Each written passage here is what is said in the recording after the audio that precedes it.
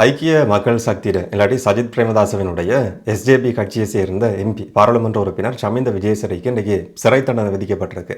18 மாத சிறை தண்டனை, 1.5 வருஷ சிறை தண்டனையை பதுளை மேல் நீதிமன்றம் இன்றைக்கு தீர்ப்பாக அறிவிச்சிருக்கு. இந்த தீர்ப்பு அறிவிக்கப்பட்டதுக்கு பிறகு எம்பி ஷமிந்த விஜயசிங்க சிறைக்கு கூட்டி போகப்பட்டிருக்கிறாரு, சிறையில் அடைக்கப்பட்டிருக்கிறாரு. அவர் வெளியில் வர்றதுக்கும் ஒரு சாத்தியம் இருக்குது.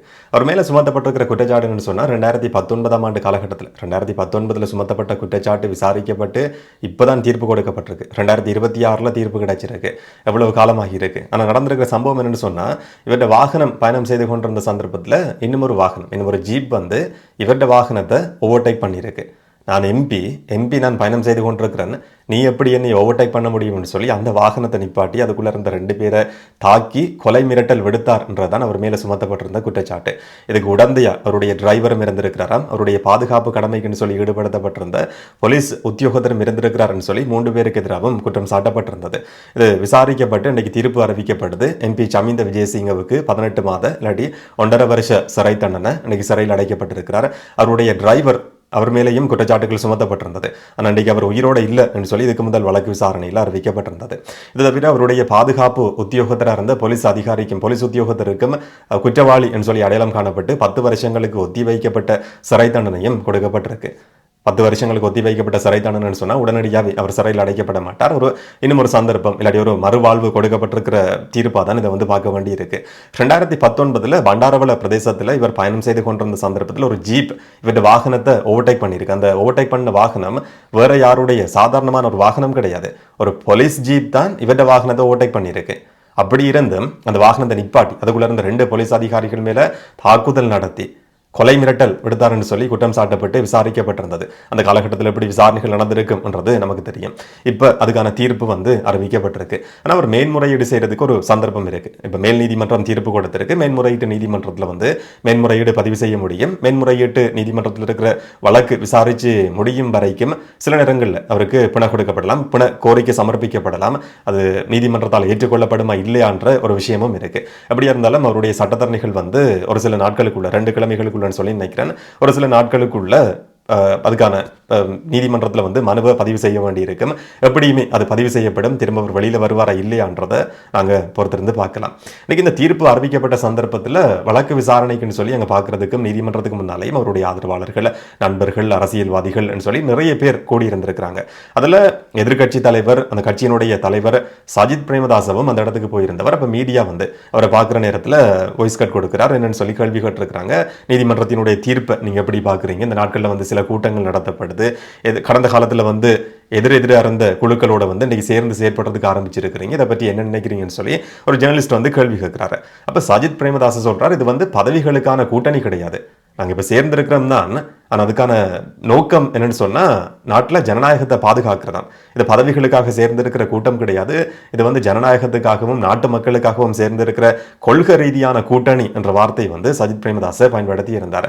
இந்த தீர்ப்பு சம்பந்தமாக கேட்கப்பட்ட நேரத்தில் கடந்த காலத்திலேயும் நீதிமன்றத்தினுடைய சுயாதீன தன்மை சம்பந்தமாக தாங்க குரல் கொடுத்திருக்கிறாங்களாம். அதை பற்றி எந்த விதமான கேள்வியும் கேட்க முடியாது. பொதுமக்களுக்கு நீதிமன்றம் மேல இருக்கிற கௌரவம், நம்பிக்கை இன்னும் அதிகரிக்கிற மாதிரி தான் நாங்கள் செயற்படுவோம், அதுதான் எங்களுடைய கொள்கையும் சொல்லி சஜித் பிரேமதாச குறிப்பிட்டார். அதுக்கு 2 உதாரணங்களை அவர் காட்டியிருந்ததை பார்க்க முடிஞ்சது. முதலாவது, முன்னாள் பிரதம நீதியரசர் ஷிராணி பண்டாரநாயக்கவுக்கு எதிராக பாராளுமன்றத்தில் ஒரு வாக்கெடுப்பு நடத்தப்பட்டிருந்தது. அந்த வாக்கெடுப்பு நடத்தப்பட்ட சந்தர்ப்பத்திலையும் அதுக்கு எதிராக நாங்கள் செயற்பட்டிருந்தாங்க, அந்த காலகட்டத்திலிருந்து இப்படிதான் செயற்பட்டிருக்கிறோம் சொல்லி ஒரு உதாரணத்தை காட்டியிருந்தார்.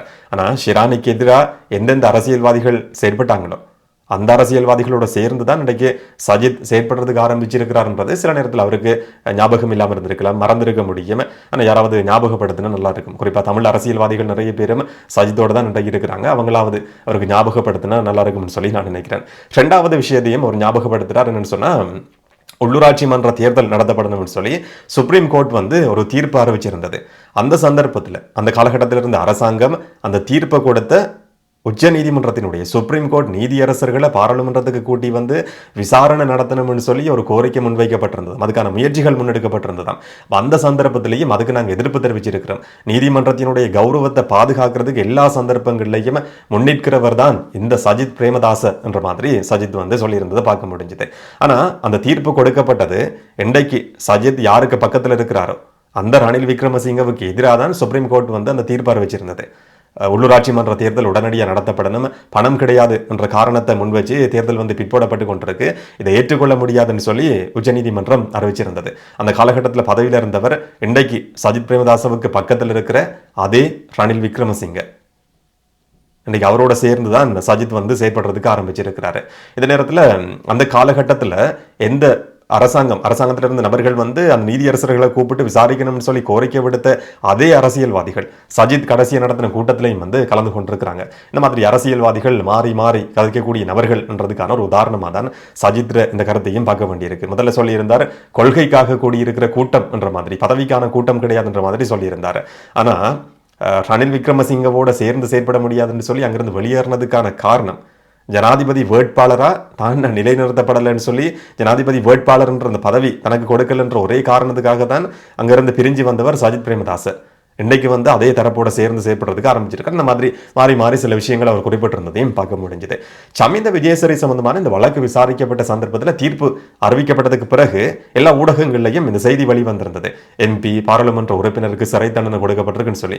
எனக்கு ஒரு விஷயம் ஞாபகம் வந்தது, சமிந்த விஜயசரி தானே எம்பி பதவியை ராஜினாமா செய்தவர், எப்படி அவர் எம்பியா இருக்க முடியும்னு சொல்லி. எங்களுக்கு தமிழ் அரசியல்வாதிகளே பெரும்பாலானவங்களை ஞாபகத்தில் இல்லை, சிங்கள அரசியல்வாதிகள் சம்பந்தமா எப்படியுமே ஞாபகம் இருக்காது. அப்ப இந்த விஷயம் மட்டும் எனக்கு ஞாபகம் வந்தது. சும்மா சர்ச் பண்ணி பார்க்குற நேரத்தில் தான் அரசியல்வாதிகள் வந்து நாங்கள் நினைக்கிற மாதிரி சாதாரணமான ஆட்கள் கிடையாது, இந்த அரசியலை கரைச்சி குடிச்சவர் என்று சொல்றதுக்கான ஒரு நல்ல உதாரணம் தான் சமிந்த விஜயசரி என்றதை வழங்கிக் கொள்ளக்கூடிய மாதிரி இருந்தது. 2024 ஜனவரி மாதத்தில் சமிந்த விஜயசரி தன்னுடைய எம்பி பதவியை ராஜினாமா செய்திருக்கிறாரு. ராஜினாமா செய்ததா பாராளுமன்றத்தில் அறிவிச்சிருக்கிறாரு. அதுக்கான காரணம் அவர் குறிப்பிட்டது என்னன்னு சொன்னா, பிள்ளைகளினுடைய எதிர்காலத்தை கருத்தில் கொண்டும் இப்ப வந்து பொதுமக்களுக்கு எம்பிக்கள் மேல அரசியல்வாதிகள் மேல வெறுப்பு உச்சகட்டத்துக்கு போயிருக்கு, இதுக்கு மேலேயும் அரசியல்ல இருக்க முடியாது என்ற மாதிரி ஒரு விஷயத்தை சொல்லிதான் பாராளுமன்ற எம்பி பதவியை வந்து நான் ராஜினாமா செய்யறேன் சொல்லி அறிவிச்சிருந்தவர். இது எப்ப நடக்குதுன்னு சொன்னா 2024 ஜனவரி மாதத்துல அரசியல்வாதிகள் மேல பொதுமக்களுக்கு இருந்த கோபம் உச்சகட்டத்தில் இருந்த காலகட்டத்தில் இது பதிவாகுது. மற்ற அரசியல்வாதிகளையும் விமர்சனம் செய்து தன்னுடைய எம்பி பதவியை வந்து ராஜினாமா செய்யறதா அறிவிச்சிருந்தார். ஆனா அதே வருஷத்துல 2024 நவம்பர் மாதத்துல திரும்ப ஒரு பாராளுமன்ற தேர்தல் நடத்தப்படுது. ஜனவரியில ராஜினாமா செய்தவர் நவம்பர் மாதத்துல திரும்ப போட்டியிட்டு எம்பியா தெரிவு செய்யப்பட்டிருக்கிறாரு. பொதுமக்களை ஏமாற்றலாம், எப்படியெல்லாம் ஏமாற்றலாம்னு சொல்லி இந்த மாதிரி அரசியல்வாதிகள்கிட்ட வந்து நிறைய விஷயங்களை வந்து நாங்கள் படிக்கலாம்னு சொல்லி நினைக்கிறேன். அரசியல் சாணக்கியம் படிக்க வேண்டிய இதாக இருந்தால் இந்த மாதிரியான அரசியல்வாதிகள் என்னெல்லாம் செய்திருக்கிறாங்கன்னு சொல்லி படித்தாலே போதுமானதாக இருக்கும்னு சொல்லி தான் நினைக்கிறேன். இந்த மாதிரியான ஒரு நபர் தான் சமிந்த விஜயசரி. இப்போ முன்னாள் எம்பிக்கள் இல்லாட்டி அரசியல்வாதிகள், அமைச்சர்கள் கைது செய்யப்பட்டு சிறையில் அடைக்கப்பட்டிருக்கிற நபர்களினுடைய பட்டியலில் வந்து இன்றைக்கு சேர்க்கப்பட்டிருக்கிறது எம்பி சமிந்த விஜயசரியினுடைய பெயர். இவர் சஜித் பிரேமதாசவினுடைய கட்சியை சேர்ந்தவர். இதே நேரம் சஜித் கட்சியை சேர்ந்த ஒரு நபர் சரித் அபேசிங்க கைது செய்யப்பட்டிருந்தவர். அதுக்கான காரணம் என்னன்னு சொன்னா, ஹரக்கட்டா சொல்லப்படுற போதைப்பொருள் கடத்தல் மன்னன் சொல்லி அடையாளப்படுத்தப்பட்ட ஒரு நபருடைய விடுதலைக்காக நாங்கள் செயற்பட முடியும் சொல்லி 12 கோடி ரூபாய் லஞ்சம் பெற்றுக்கொண்டார்னு சொல்லி சரித் அபேசிங்க கைது செய்யப்பட்டிருந்தவர். அவரோட சேர்த்து இன்னும் 2 பேர். இந்த வழக்கு விசாரணை நீதிமன்றத்தில் இன்னைக்கு நடத்தப்பட்டிருந்தது. அவர் கைது செய்யப்பட்டதுக்கு பிறகுதான் சஜித்ர கட்சியில இருந்து நீக்கப்பட்டவர். அதுக்கு முதல்ல சஜித்ர கட்சியில தான் தொடர்ச்சியாக இருந்தவர். இன்னைக்கு வழக்கு விசாரணைக்கு எடுத்துக்கொள்ளப்பட்ட சந்தர்ப்பத்தில் கொழும்பு பிரதம நீதவான் அசங்க எஸ் போதரகம 3 பேருக்கும் பிணையில விடுவிக்க முடியும்னு சொல்லி ஒரு உத்தரவை பிறப்பிச்சிருக்கிறாரு. ஆனால் சரித் அபேசிங்க இந்த உத்தரவு பிறப்பிக்கப்பட்டாலும் திரும்பவும் சிறையில் அடைக்கப்பட்டிருக்கிறாரு. அதுக்கான காரணம் என்னன்னு சொன்னா, பிண நிபந்தனைகளை நிறைவேற்ற முடியாம போயிருக்கு என்றது. கடுமையான நிபந்தனைகள் விதிக்கப்பட்டிருந்தது. முதலாவது, வெளிநாடு போறதுக்கு தடை விதிக்கப்பட்டிருக்கு, பாஸ்போர்ட் நீதிமன்றத்தில் சமர்ப்பிக்கப்படணும் என்றது. 2வது, 1 லட்சம் ரூபாய் பெறுமதியான ரொக்க பணம் நீதிமன்றத்தில் செலுத்தப்படணும். 1 லட்சம் ரூபாய் எப்படியுமே செலுத்த முடியும். 2வது, 2 பேர் வந்து பிணைக்கு சைன் பண்ண வேண்டியிருக்கும். 10 லட்சம் ரூபாய் பெறுமதியான 2 சரீர பிணையில விடுவிக்க முடியும்னு சொல்லி பிண நிபந்தனையில குறிப்பிடப்பட்டிருந்தது. ஆனால் அந்த 10 லட்சம் ரூபாய் பெறுமதியான சரீர பிணையில சைன் பண்ற நபர்கள் அந்த 10 லட்சம் ரூபாய் எங்கிருந்து வந்தது, உங்களுக்கான வருமானம் என்னன்னு சொல்லி கணக்கு காட்ட வேண்டி இருக்கும். இதை தவிர அந்த 10 லட்சம் ரூபாவுக்கான சொத்துக்கள் ஏதாவது உங்கள்ட்ட இருக்கான்னு சொல்லியும் கணக்கு காட்ட வேண்டி இருக்கும்னு சொல்லி நீதிமன்றம் ஒரு நிபந்தனையை விதிச்சிருக்கு. இல்லாட்டி யார் வேணும்னு சொன்னாலும் சைன் பண்ணலாம் என்றதை தடுக்கிறதுக்காக இந்த மாதிரியான ஒரு உத்தரவு பிறப்பிக்கப்பட்டிருந்தது. ஆனால் மற்ற 2 பேரும் ராகித் ராஜபக்ச இல்லாட்டி விஜயதாச ராஜபக்சவினுடைய மகன் லோயர், இவர் ஒரு லோயர், முன்னாள் நீதி அமைச்சரோட மகன், இந்த குற்றச்சாட்டில் கைது செய்யப்பட்டவர். ராகித் ராஜபக்ச புன நிபந்தனைகளை நிறைவேற்றி வெளியில போயிருக்கிறாரு. அது நேரத்தில் அருண சதுரங்க விமான நிறுவனம் விமான சேவைகள் நிறுவனத்தினுடைய முன்னாள் பணிப்பாளர். அவரும் இந்த நிபந்தனைகளை நிறைவேற்றி வெளியில போயிருக்கிறாரு. இப்ப வீட்டில இருந்து அந்த செய்தியை பார்த்து கொண்டிருப்பாங்கன்னு சொல்லி நான் நினைக்கிறேன். ஆனா சரித் அபேசிங்க ஒரு ஃபேமஸான நபர், ஒரு காலகட்டத்தில் பிரபலமான தொலைக்காட்சி நிகழ்ச்சிகளை கூட தொகுத்து வழங்கின நபர், சிங்கள மக்கள் மத்தியில் அவ்வளவு பரிச்சயமானவர், நிறைய நண்பர்கள் இருக்கிறாங்க. அரசியலுக்கு வந்ததுக்கு பிறகு அரசியல்வாதிகள் நண்பர்கள் இருந்திருக்க முடியும். ஆனா இன்றைக்கு இந்த பிணை நிபந்தனைகளை நிறைவேற்ற முடியாம அவருக்காக சைன் பண்றதுக்கு யாருமே இல்லாம பிணை கொடுக்கப்பட்டிருந்தம இன்னைக்கு சிறையில் திரும்பவும் அடைக்கப்பட்டிருக்கிறார் சரித் அபேசிங்க. ஒரு சில நேரங்களில் ஒரு நகர்த்தல் பத்திரம் தாக்கல் செய்யப்பட முடியும். யாராவது ஒரு பிணையில் எடுக்கிறதுக்கு திரும்பவும் முன் வருவாங்களா இல்லையான்றதை நாங்கள் பொறுத்திருந்து பார்க்கலாம். இந்த நேரம் தேவேந்திரமனையில் இருக்கிற விஷ்ணு ஆலயம் சம்பந்தமான சில விஷயங்களை பற்றி நாங்கள் தொடர்ச்சியாக காட்சி கொண்டிருக்கிறோம். செய்திகளும் தொடர்ச்சியாக வழி வந்து கொண்டிருக்கு. முந்த நாள் போட்ட வீடியோவில் நாங்கள் பார்த்துருந்தோம், அங்கே வருடாந்த பிரகராவினுடைய காவடி ஆட்டம் பாதுகாப்பு காரணங்களுக்காக நிப்பாட்டப்பட்டிருக்குன்னு சொல்லி போலீஸ் அறிவிச்சிருந்தது. ஆனால் நேற்று அந்த தீர்மானம் மாற்றப்பட்டிருக்கு. காவடி ஆட்டம் நடத்தப்பட முடியும்னு சொல்லி ஒரு தீர்மானம் போலீசால் எடுக்கப்பட்டிருக்கு. பொதுமக்கள் பாதுகாப்பு அமைச்சர் ஆனந்த் விஜயபால தலைமையில் ஒரு கூட்டம் நடத்தப்பட்டிருந்தது. அந்த கூட்டத்துக்கு பிறகு ஒரு தீர்மானம் எடுக்கப்படுது. வருடாந்த பிரகரவினுடைய ஊர்வலத்தினுடைய காவடி ஆட்டமும் நடத்தப்படலாம், எந்த விதமான பிரச்சனையும் கிடையாது சொல்லி ஒரு தீர்மானம் எடுக்கப்பட்டிருந்தது. இந்த சந்தர்ப்பத்தில் காவடி ஆட்டம் நடந்து கொண்டிருக்கு. அதுல கலந்து கொள்ற ஒரு சில நபர்கள் போதைப் பொருளோட கைது செய்யப்பட்டிருக்கிறாங்க. கஞ்சா வச்சிருந்தார்கள், ஐஸ் போதைப் பொருள் வச்சிருந்தார்கள் என்ற குற்றச்சாட்டின் அடிப்படையில் காவடி ஆட்டத்தில் ஒரு விஷ்ணு தேவாலயத்தில் நடத்தப்பட்ட பிரகராவினுடைய மத ஊர்வலத்தினுடைய காவடி ஆட்டத்தில் கலந்து கொள்ற கலைஞர்கள் சொல்லப்படுற நபர்கள்ல ஒரு சிலர் போதைப் பொருள் பயன்படுத்தி இருக்கிறாங்க, போதைப் பொருள் வச்சிருந்தாங்க என்ற குற்றச்சாட்டின் அடிப்படையில் இன்னைக்கு கைது செய்யப்பட்டிருக்கிறாங்க. கடுமையான பாதுகாப்பு கடுபிடிகளுக்கு மத்தியில் STF போலீஸ் பாதுகாப்பு புலனாய்வாளர்கள் ஈடுபடுத்தப்பட்டு தான் இந்த தேவாலயத்தினுடைய பிரகர இப்ப நடந்து கொண்டிருக்கு. அதுக்கான காரணம் என்னன்னு சொன்னா, ஒரு பக்கம் இருக்கிற கஞ்சிப்பான இம்ரான் சொல்லப்படுற நபர், இன்னும் ஒரு பக்கம் தெஹிபாலி மல்லின்னு சொல்லப்படுற நபர். ரெண்டு பேரும் இப்ப இருக்கிறது வெளிநாட்டுல. ரெண்டு பேரும் இருந்து வாய்ஸ் ரெக்கார்டிங் அனுப்பி மாறி மாறி அடிச்சு கொண்டு அதுக்கு பாதுகாப்பு கொடுக்கறதுக்காக, ஏதாவது அசம்பாவிதம் நடக்கக்கூடாதுன்றதுக்காக இன்றைக்கு கடுமையான பாதுகாப்பு கெடுபிடிகளுக்கு மத்தியில் அந்த பிரகர நடந்து கொண்டிருக்கு.